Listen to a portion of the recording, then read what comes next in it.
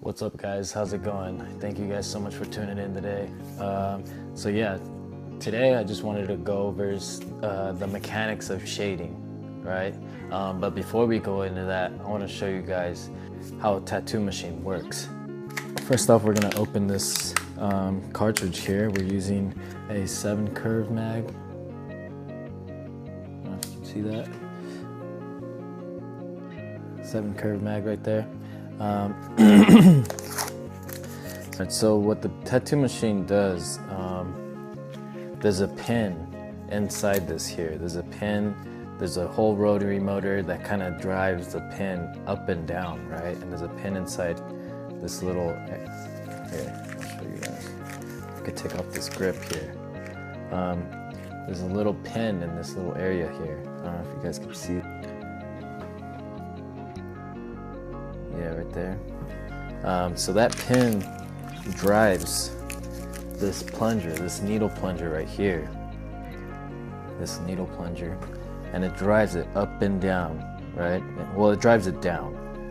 What drives it back up is this little membrane, this plunger membrane that kind of brings it back up. I think it's made out of rubber or something that kind of like slings it back up. We're going over the mechanics of shading. So the reason why I wanted to show you guys that is I see a lot of mistakes out there being made, especially with hand speed and hand motion, you know what I mean?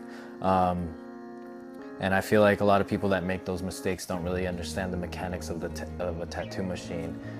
So yeah, I really want to emphasize the importance of allowing the machine push the cartridge down and press in order to allow the needle to penetrate the skin.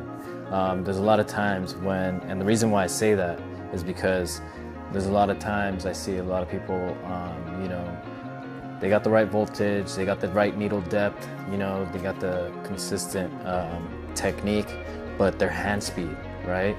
They're just kind of moving really fast.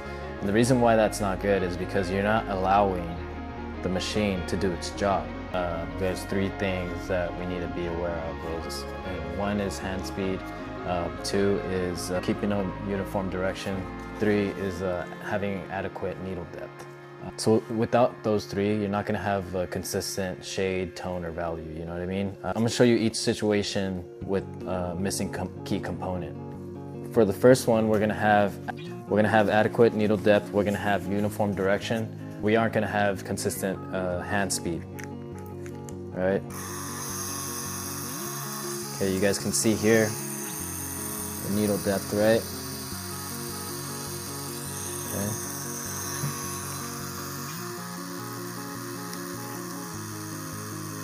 Now, in all these situations, we're considering we have decent voltage as well, right? Around the mid-range, around like 8.5 or so. However you work, obviously it all depends, but right now we're gonna be at around like 8.5. Okay. We're gonna have uniform direction and adequate needle depth, but we are going to be missing consistent hand speed. Okay.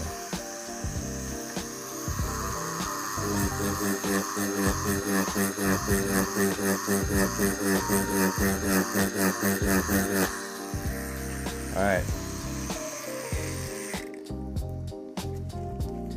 So we're gonna wipe this away.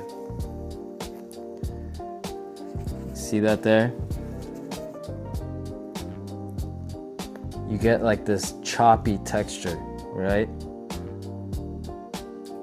It's almost like scaly. It's kind of, you see the needle, it skips, right? It skips and it bounces.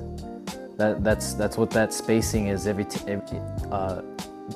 what that spacing is between each individual impression there. Even here, you can kind of see this one I did earlier, but yeah, it skips. That's why a lot of people need to understand the mechanics of tattooing, you know? You need to let the machine do the job. Slow the hand down a little bit, right?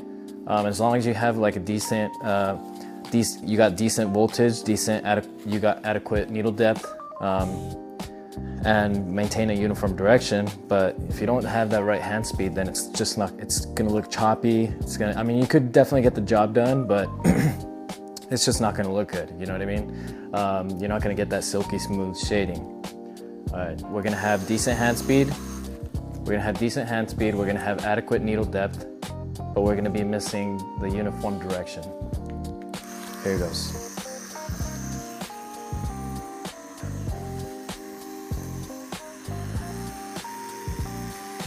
We'll do it right below the area that we just did before. Okay.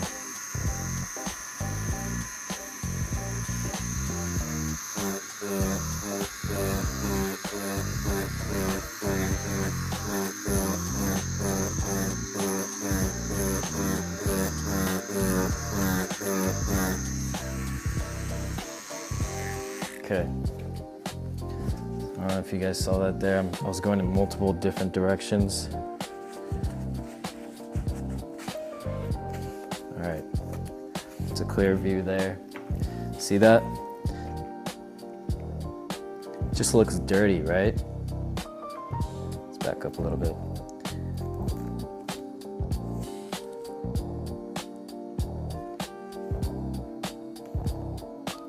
Yeah, it just looks kind of dirty. Yeah, you see all the areas that were kind of overlapped as well. You know what I mean? That's the problem. Like, you know, all the areas that are overlapped, like the center area right here, I just went over multiple times in the same area. And obviously, if you go over the same area multiple times, the darker it's gonna get.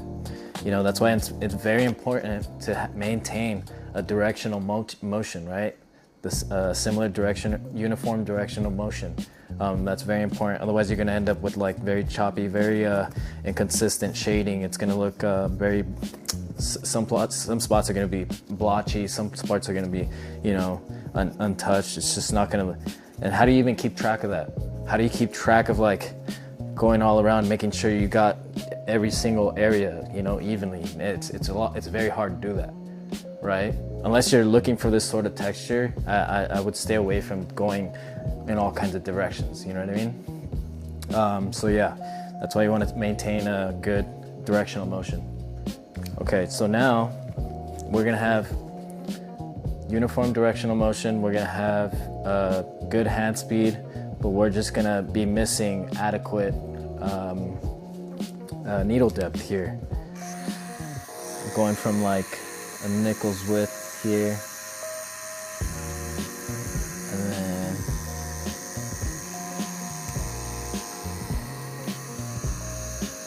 right, that's super small. Okay, so we're gonna check this out here.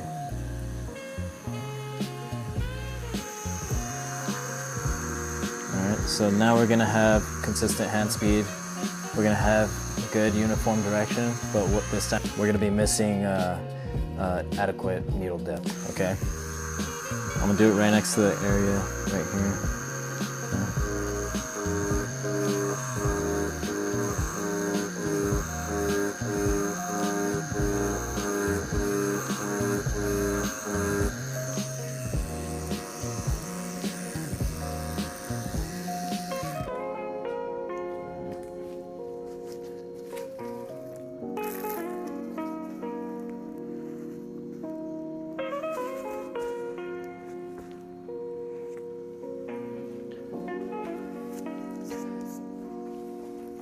Yeah, you guys see that? It looks very choppy. Some parts didn't even show up, right? Like you almost can't even see it. You know, at this point, you're just kind of hurting your client, right? Because I doubt any of those tones will, once it heals up, it'll even show, right? All right, now at the bottom, oh shoot. Okay, now down at the bottom left here, or bottom right, I should say. We are going to have a combination of all three. Adequate needle depth, right? Maintain a proper hand speed, decent hand speed, and maintaining a uniform direction. We're gonna have all three of those, and then we're gonna show you what it looks like. And honestly, with the With the 7 mag, it's a little tougher because you're having to cover more surface area with the smaller mag, right?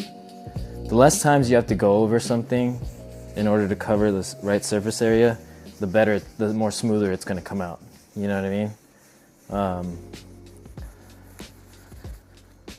All right, so this time we're going to have proper needle depth, proper hand motion, hand speed, proper hand speed, and uniform direction. Okay.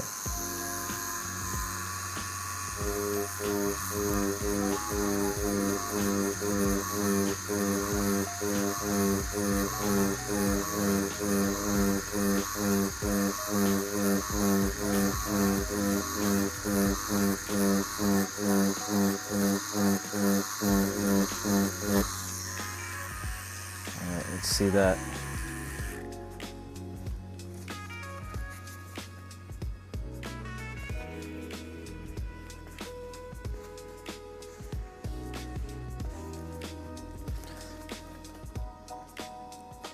See that right there? It's a lot smoother, right? It's not choppy. It's a good amount of surface area coverage in the same direction, all right?